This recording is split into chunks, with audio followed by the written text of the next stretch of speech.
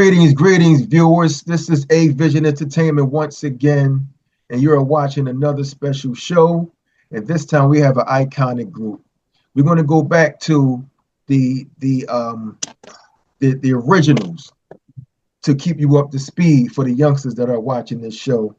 The Manhattans were originally Winford Blue Lovett, Richard Taylor, Kenny Kelly, George Smitty and Sonny, Bivens. Joe Evans gave the group a string of hits on Carnival Records during the mid-1960s.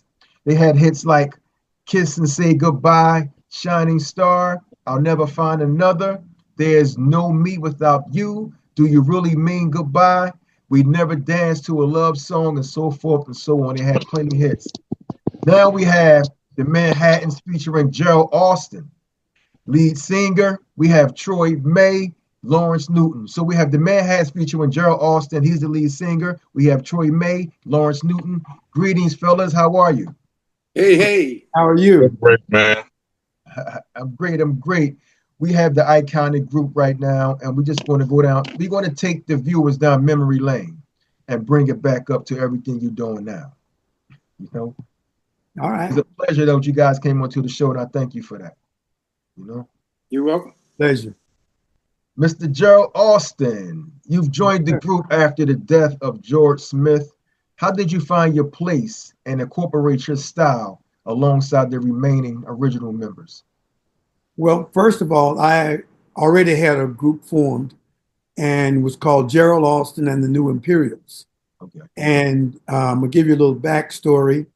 I was going to a junior college in North Carolina, Kittrell Junior College.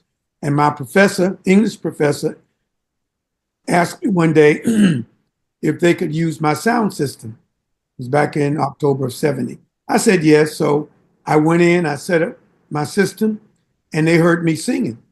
And in walked Blue Lovett, Kenneth Kelly, Philip Flood, Richard Taylor, and the manager, Hermie Hanlon. And they asked me if I would like to sing on the show. So I did. And they took my name and address, and I did the show, and afterwards they left. At that time, I didn't know that Smitty was sick, and George Smith. And so I met Smitty after the show, and we talked. But at any rate, Smitty got sick, had a seizure after the show, and they were going to Greensboro the next day to play A&T.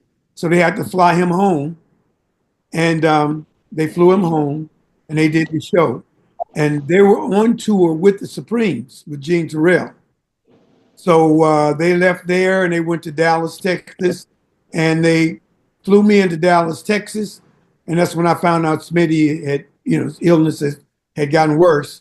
And that was the beginning, October 21st, 1970. Wow. And I came back home and rehearsed with the group after the tour for 10 days. I came back home, rehearsed. And I went out on my first date in Richmond, Virginia at the mosque. Wow. That's an amazing backstory. You said you went to Richmond, Virginia at the mosque? Yeah.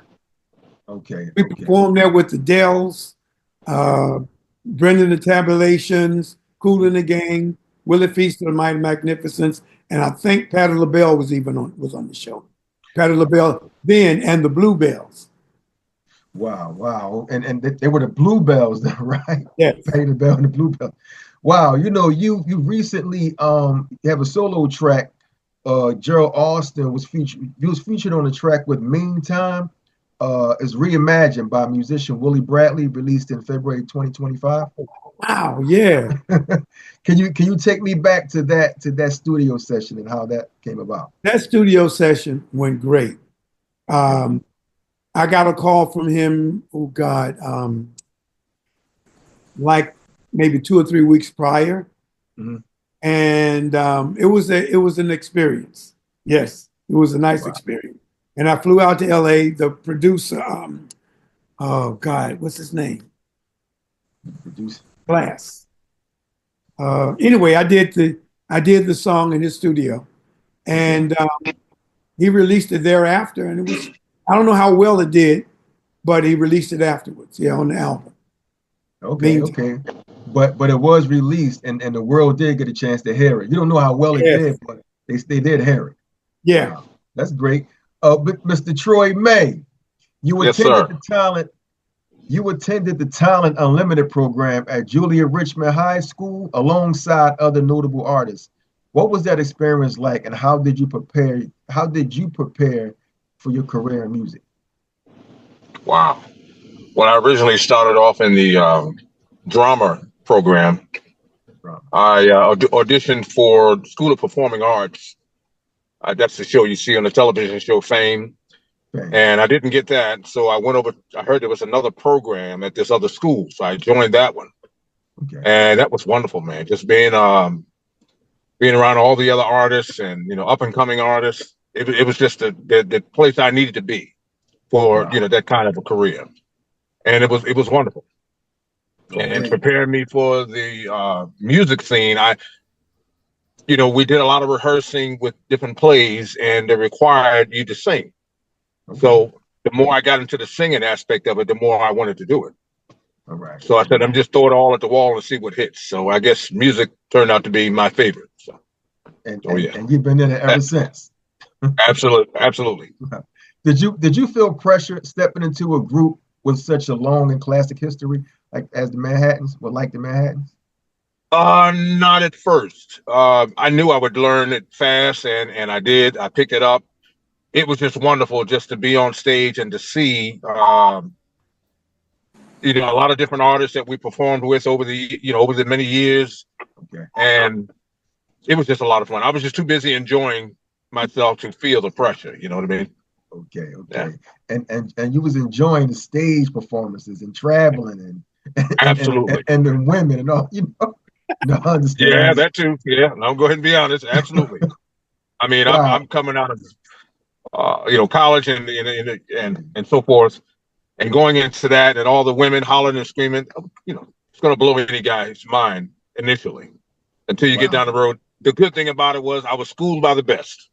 Blue Lovett, the original member of the group, Gerald, they all sat us down different times and schooled us on how to handle this. Wow. And that was a plus, because if I didn't have that, I'd probably still be out here right now running crazy. That's great. They took great. the time with you, mate. They polished you up real good, Absolutely. Wow. Mr. Lawrence Newton. Yes. As a vocal acumen continue to bloom, as your vocal acumen continue to bloom, you shared the stage with legends such as Harold Melvin, Patti LaBelle, Grover Washington, and now you currently has the pleasure of performing with the legendary Manhattans, featuring Gerald Alston. How does that feel for you? Well, first of all, I don't like that Gerald character too much.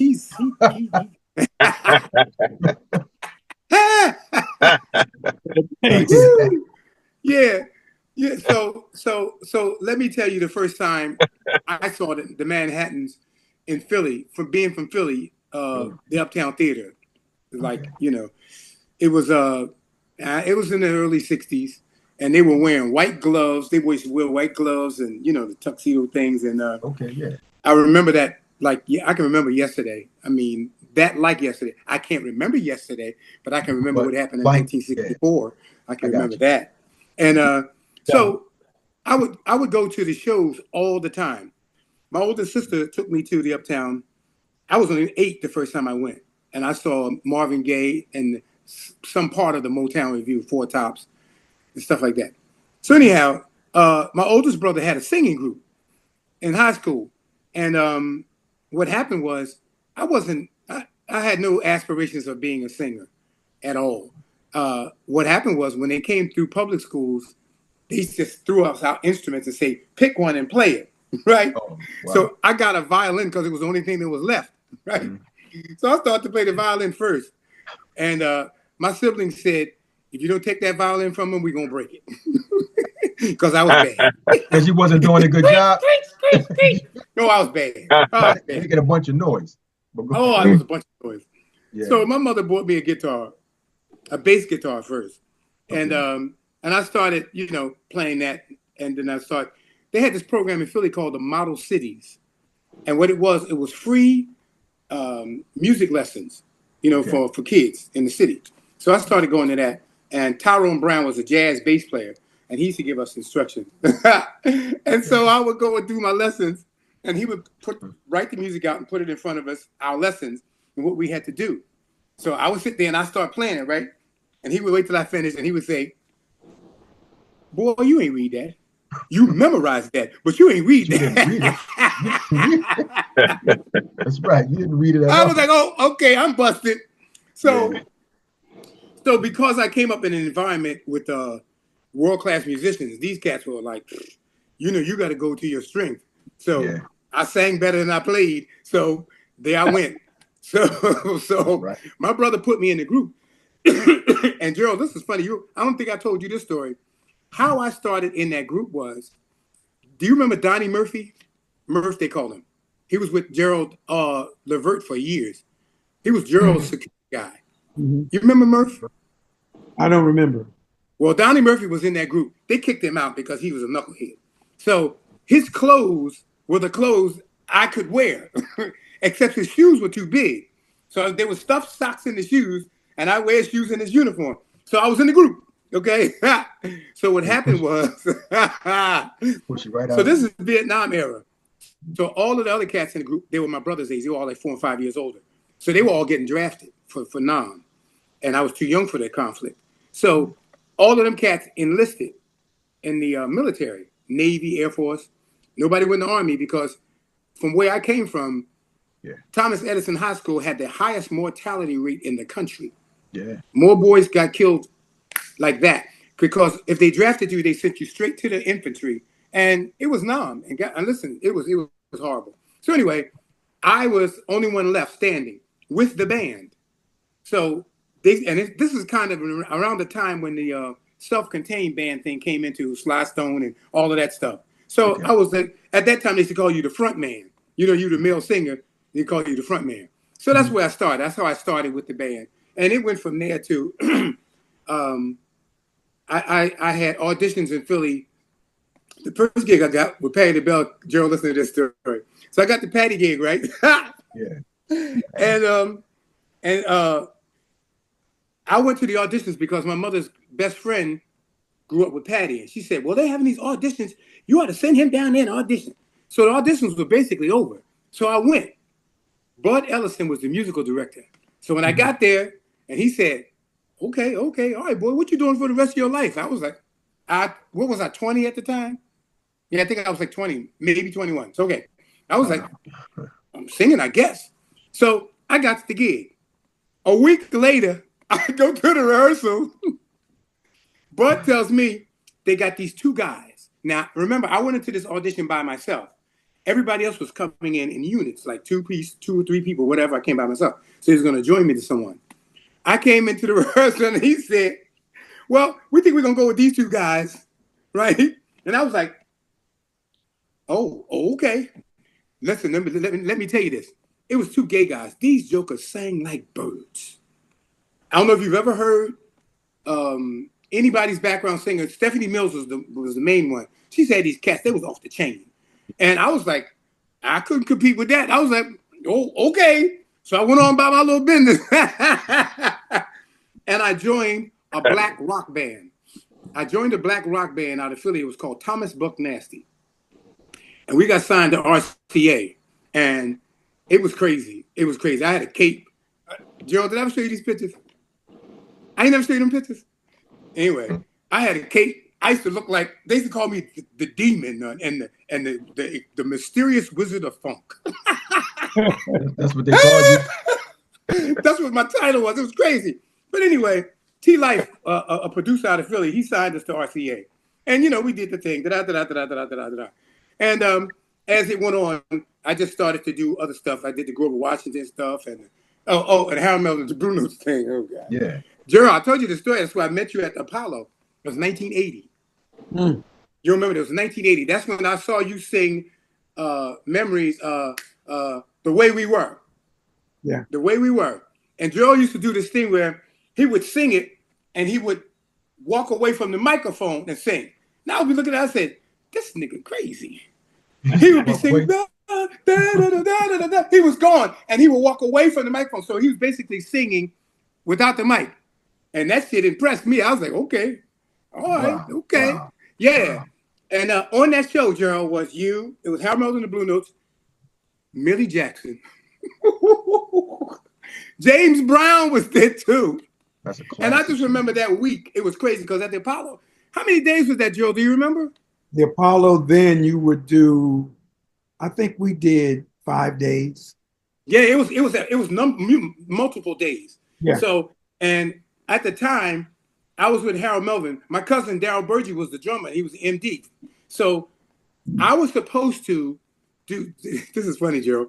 I was supposed to do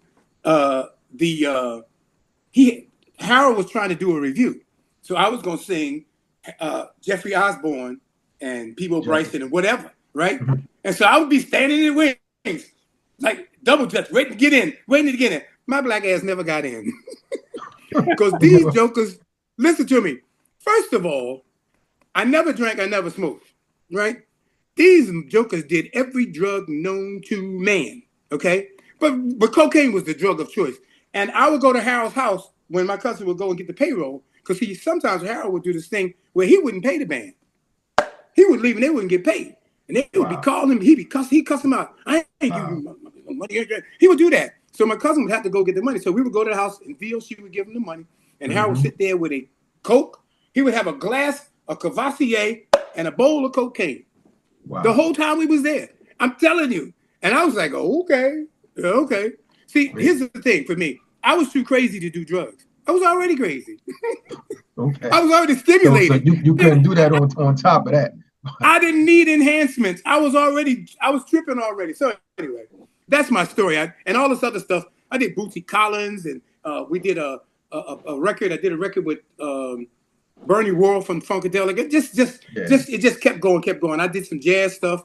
Went to Europe, did jazz and all of that. Just everything that they'll do. Anything they would pay me for, I would do.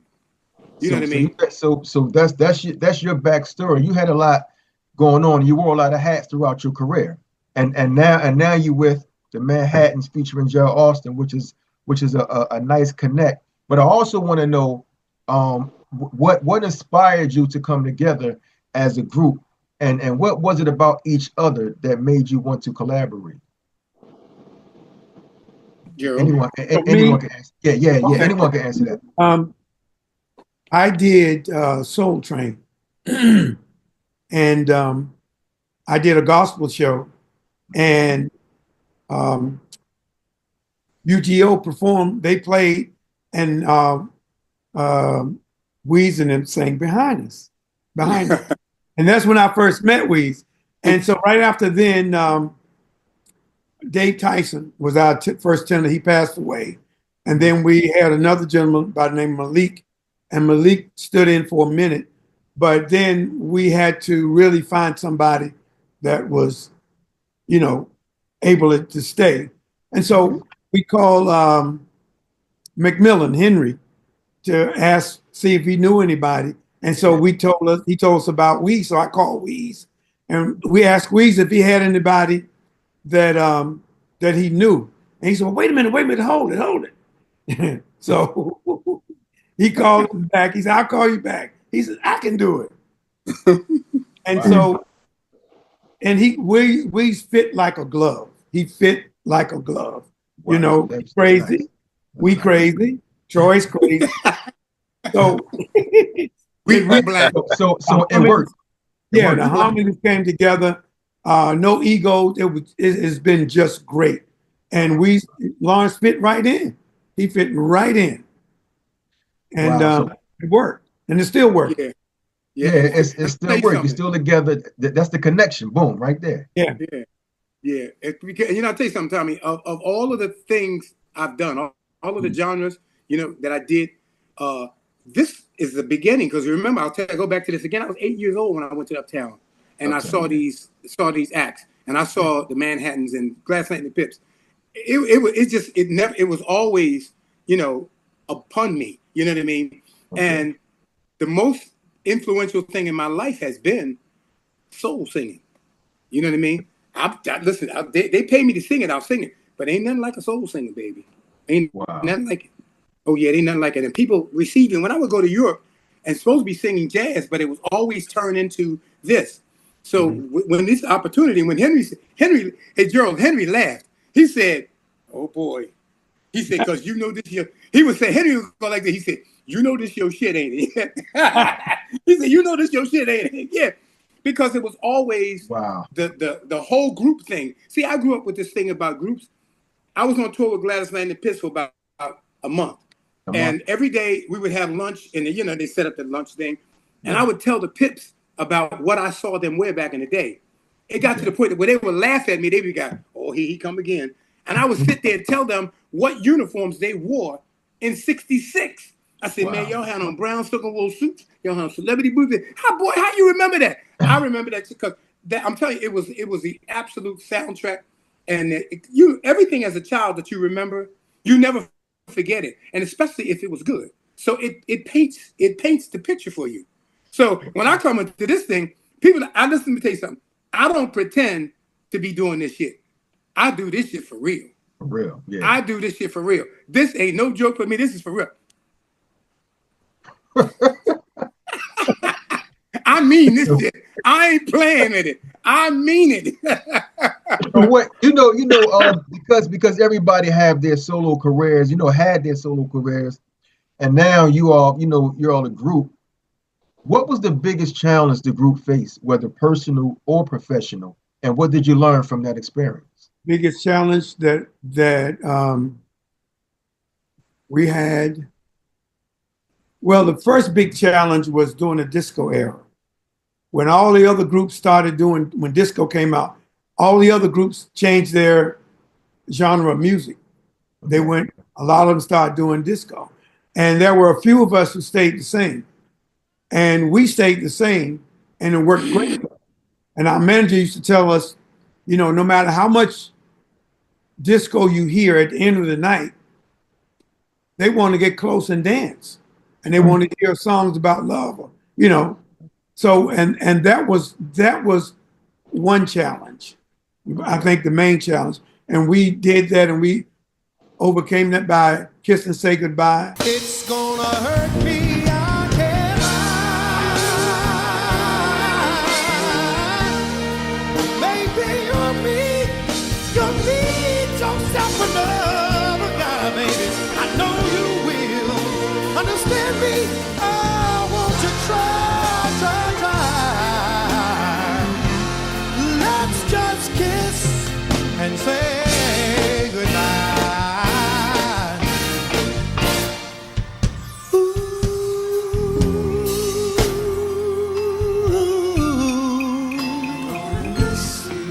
I'm gonna miss you. I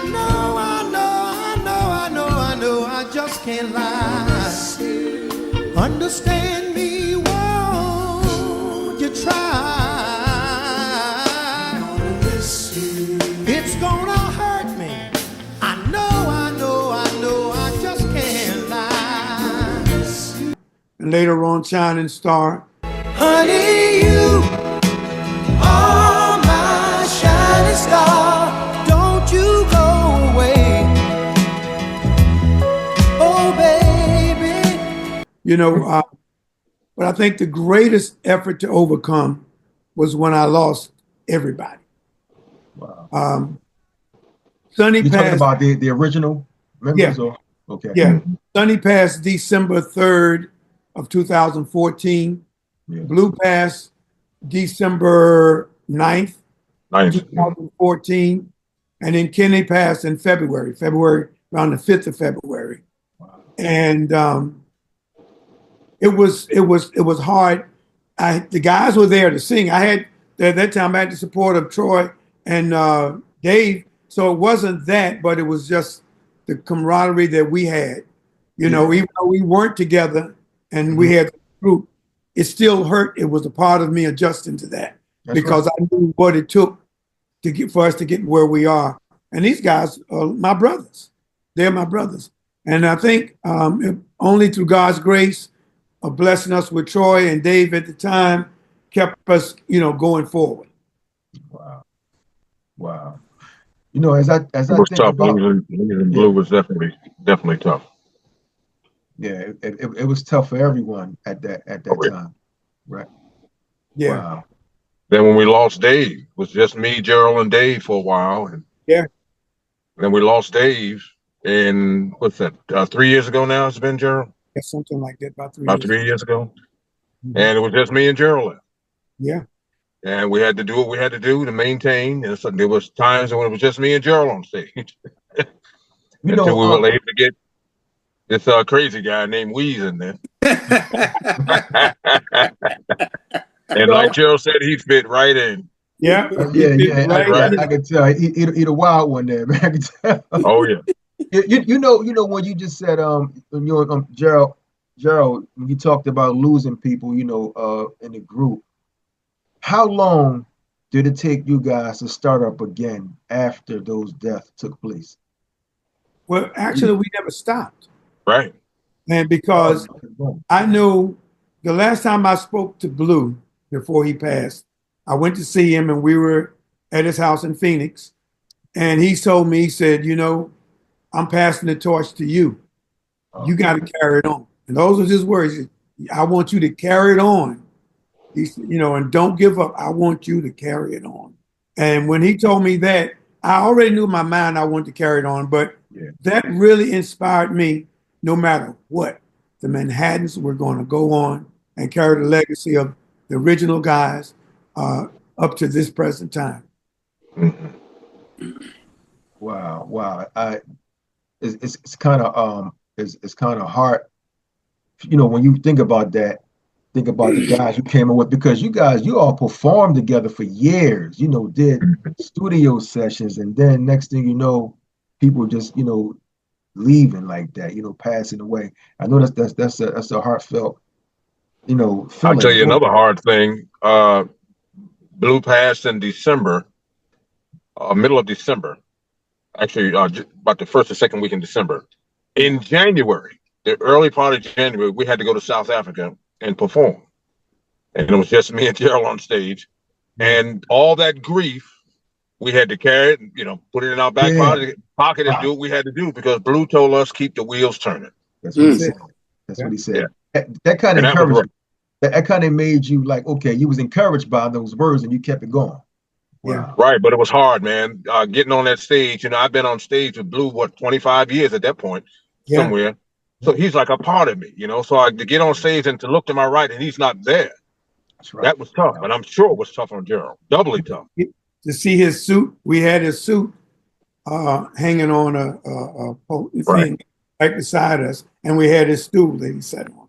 And there were nights when I would sing and get choked up, trying to get through it, And I know if I had broke down all the way and cried, then Troy would have came down, would have broke down, and it would have been rough.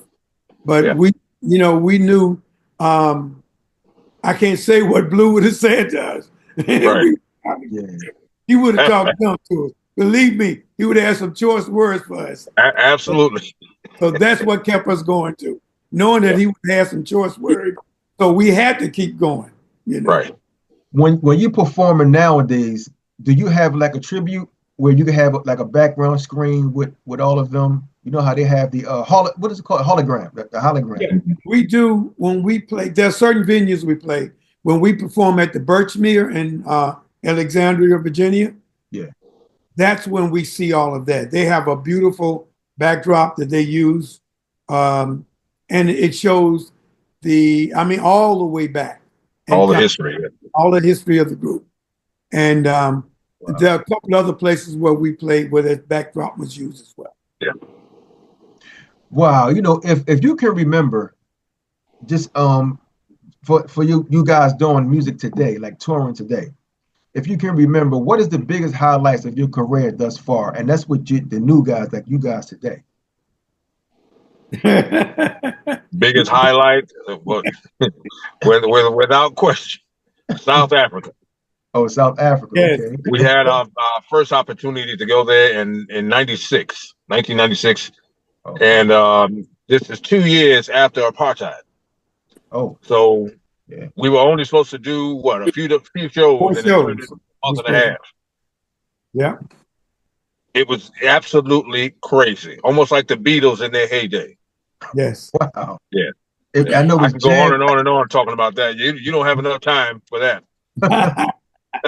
It was one of the greatest tours that we've ever been on. That we've, I mean, every night it was sold out. We played Durban. There had 30,000 people at Durban. We sold out the Standard Bank Arena twice. And usually you have to, it would be advertised first. But we went there and played the first night. And before we left on the tour, we had to go back and play it again. It was amazing. And the young people, our music was passed down to the children. They knew about our music. They could tell you where we recorded at, who was on the session. Unbelievable. It was unbelievable. So while you're out there singing, what were the crowd singing your songs too? Every word. Every word. Wow. It was. Wow. If you've ever seen footage of Michael Jackson and they're carrying people out on stretchers and people hollering and screaming and crying, that's how it was for us. Yes. Wow. It was absolute pandemonium. Give you a little example. We did an interview in South Africa, and they picked us up that morning, and we were doing it at a mall. And Troy and I think Troy was in the van with me, or you were in the van with Blue and Dave. At any rate, so Troy and myself, Dave, we got out. Okay. And Blue was left in the van, and they were rushing the van. These crowd came out of nowhere. It was a mob. They mobbed Blue, and we were inside looking over the balcony, and they was passing Blue around like he was. Like they were surfing him. Wow. Yeah, it was hilarious, boy. And we did what we had to interview and all, but it was just hilarious to see Blue. And boy, if you know Blue, he tore Dave like right. He could cuss. Yes, Lord. Y'all had footage of that? No, I wish we did. I wish we did. Yep. Wow. Mr. Alston, your career spans the golden age of vocal groups, putting you in a company of legends like the Temptations, the Four Tops. How did the friendly rivalry with other groups influence the Manhattan's drive and musical direction? Well, first of all, the Temps were one of our, I would say, favorite groups. And then there was the Pips, Gladys Knight and the Pips. But it was a friendly competition. And we knew we would sometimes backstage when we would tell each other, look, we're going on. We're going to set your behind on fire, so you better be ready. Oh, wow. And they would come out and pick up the slack. I remember we played Baltimore, and Dave went to his brother. We were with the Temptations. Right. And he went to Dave. Dave went to his brother and told Tyson, Ron said, look, we're going to smoke your behind tonight. Right. We went out there. It was a friendly competition, but we did our thing. Temps came on behind us and tore it all to pieces. So it was always a great friendly competition. And we would nudge each other, same thing with all the groups, OJs, Temps, the Whispers, all of them, yeah. Whispers, all of them. We had a great rapport with each other. Well, how do you all, and this is for everybody, how do you all find inspiration to write new music when hearing this music out here today? Because the music out here today in the R&B is not good. It's not good at all. How do you still find inspiration to write songs? Wow. Go ahead. Go ahead, Gerald. Go ahead.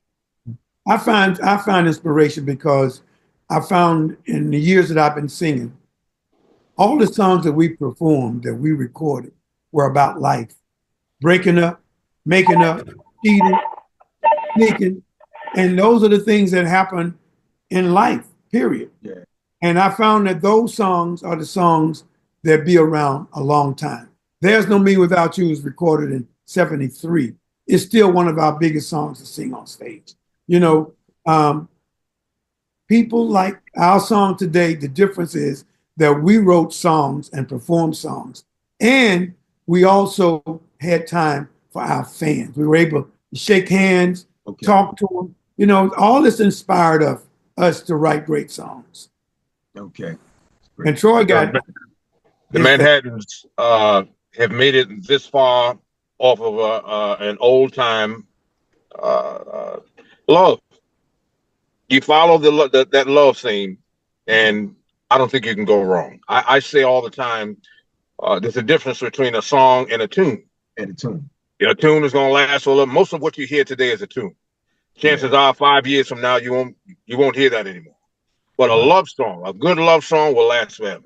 Goes forever. And that's what the Manhattans is known for. Love songs. And if you stick with that theme, you can write forever. That's right. There you go. Mr. Lawrence, you got an opinion on that? Oh man, absolutely. It's simply because the sad part about it is the climate and what is being promoted now is completely total. It's derogatory. You know, it doesn't promote. To say the least. We don't. We came up in a time when Smokey Robinson wrote some of the best. Bob Dylan said that Smokey Robinson was a poet laureate of the 21st century. That's what he called him. And the songs that Smokey, in simplicity, the simplistic love songs, and just social relevant songs that were written by people, the soundtracks of our lives is different than the soundtracks that these folks have right now. That's right. And I tell you what saddens me is when people, our contemporaries, and maybe a little younger, try to emulate. I'm not trying to be that. I'm not trying to be them. They need to be trying to be me. Right. I don't, you know what I'm saying? They don't influence me. I influence them. I have young cats talking to me all the time talk about swagger, and they don't tell me about their swagger. They're talking to me about mine. So why would you, in fact, be trying to go back and try to be something that you've already been? See, this is what we've always been. And so the fact that they have this machine that pumps out this poison on a regular, it has to change because you cannot consistently. Let me tell you something. The first time I went on a cruise, I played for the Capital Jazz Cruise, and I saw 2,000 happy Black people. Now, I'll tell you how that impacted me.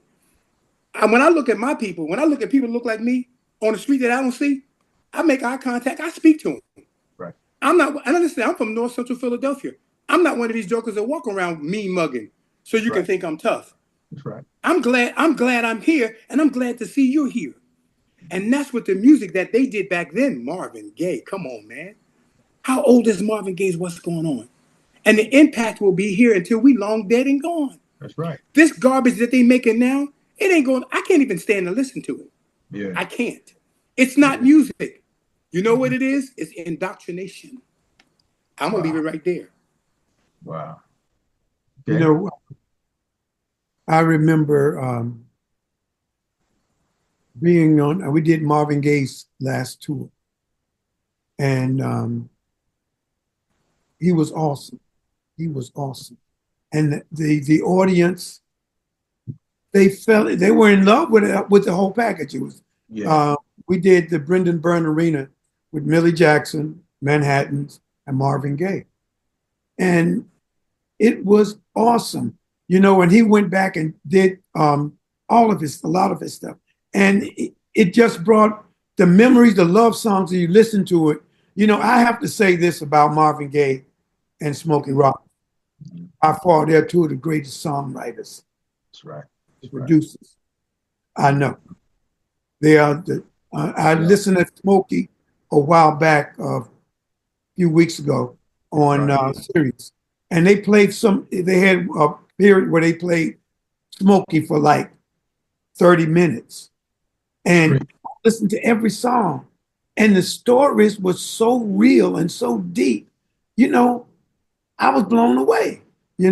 I heard Smokey prior to it, but I never really listened like I listened that Smokey was like he's off the chain with writing and singing.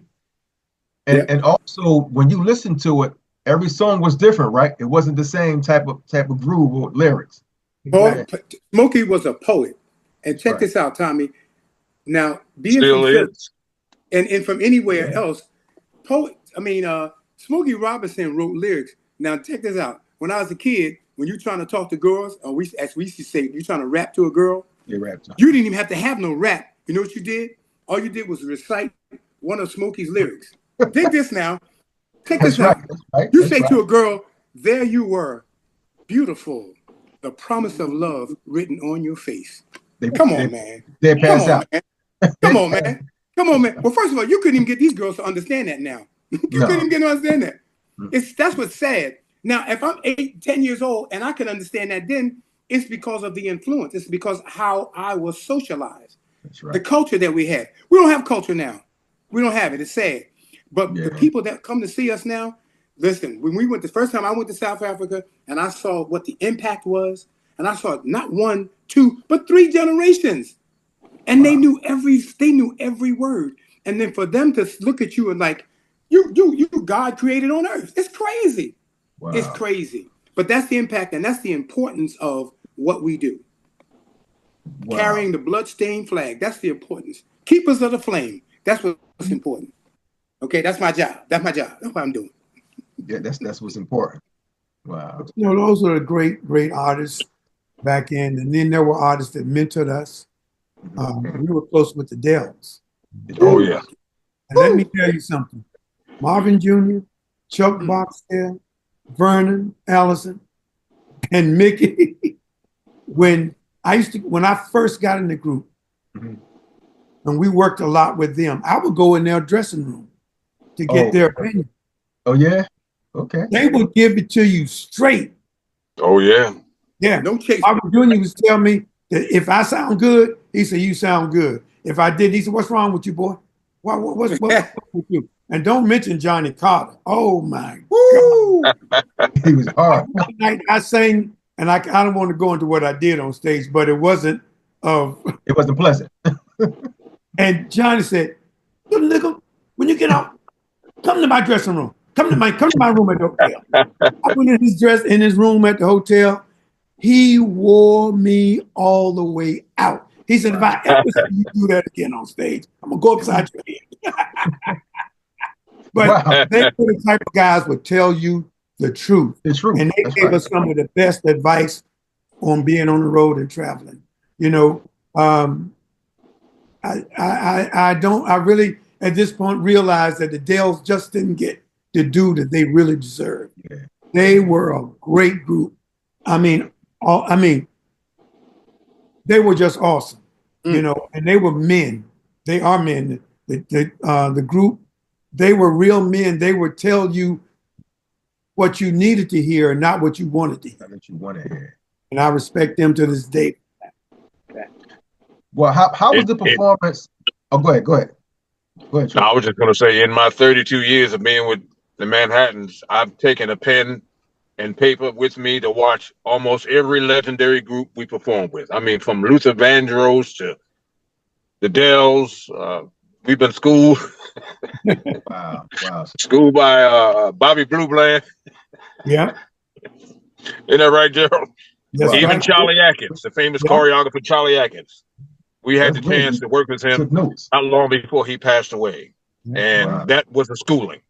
Yeah. Wow. Absolutely. Wow. But it taught you well, basically. Taught me well. Even from Gerald. I'm still learning from him to this day. He don't know it as much, but I got my pen and pad.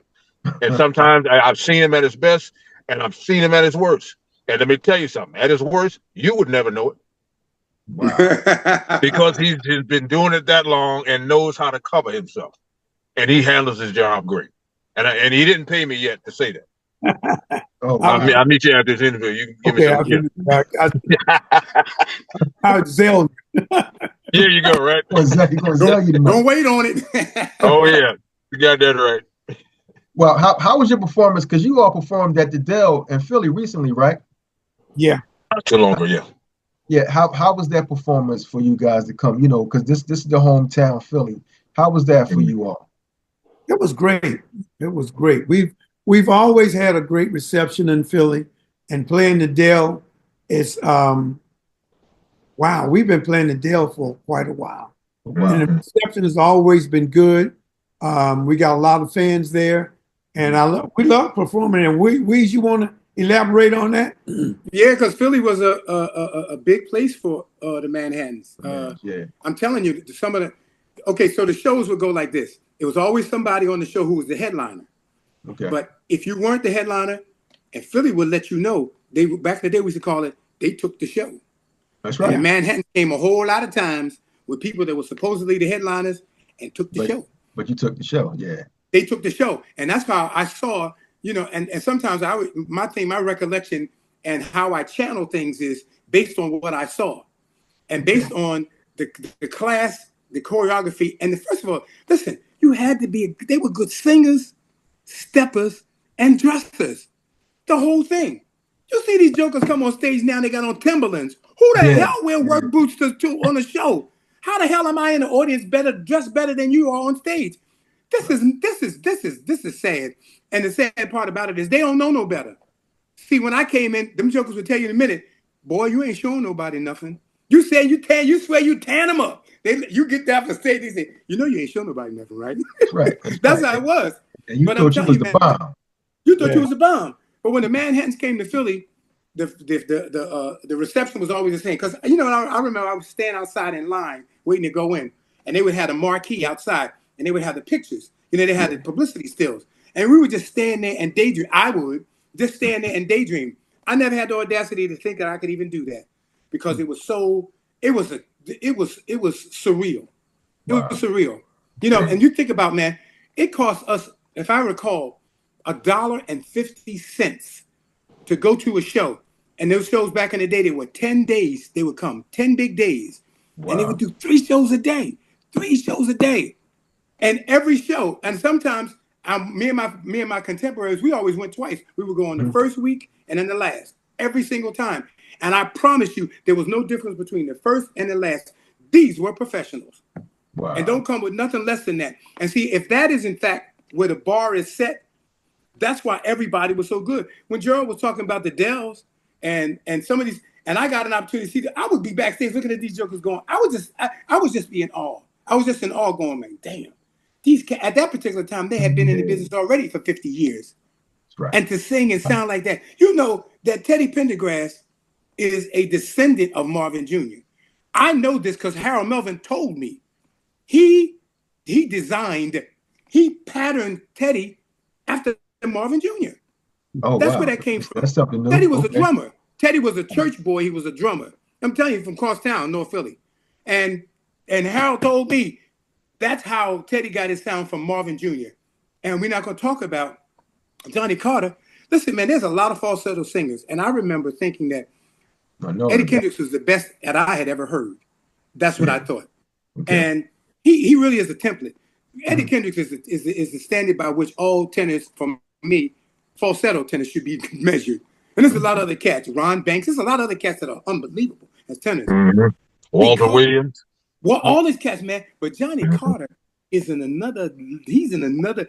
First of all, he comes from another time. They come from the 50s. They come from the 50s. I was like, what? Where they do that at? Wow. Acapella. Let me tell you something. Acapella, and somebody had to have perfect pitch. I don't have perfect pitch. You sing the note, I can match it, but I don't have perfect pitch. These jokers could sing. They could sing G minor. They could sing that, whatever the song it was. They start singing and the piano player starts playing in the original key. That's how, this is what I'm saying to you about who they were and what they set up for us. Now we got some young people who are coming along, but the fact of the matter is they're not being let in. Okay. They're not being let in. You know, they're not being let in because it's like, unless you go to church, you're gonna hear some freaks of nature. You're gonna hear them. You know what I mean? But that's not mainstream. You know, we do secular music. You know what I'm saying? And see, as a consequence for what is being controlled, that's why there's no music education in school. I told you when I first started, they came around to the public schools and just gave us instruments and said, pick one. They don't do that now. Yeah. You have to go to a specialty school. You have to go to a performing arts school to even be exposed to music. So there's no musical history. Go ahead, Gerald. Yeah, just to get back to Philly and the Dell. We played the Dell many times. Yeah. And I want to tell you, when somebody make you have to work. And we played the Dell with Bloodstone That's right. and Harry Williams. Oh, Mhm. God. And we had to go behind them. The next time I saw Harry Williams, I told him, "Say, Harry, you shouldn't be that bad. Y'all shouldn't do that. I worked so hard coming up with Bloodstone. We all worked hard." Troy, you remember, this is why, man, I don't know what year it was, but we came on behind and they had the stage on fire. Wow. Cooking. On fire. And we had to come on and produce. We produce now, but it was a hard job coming on. And Harry can holler, boy. Ooh, Yeah, he could yell, boy. He could yell. Mm. Late Wow. Harry.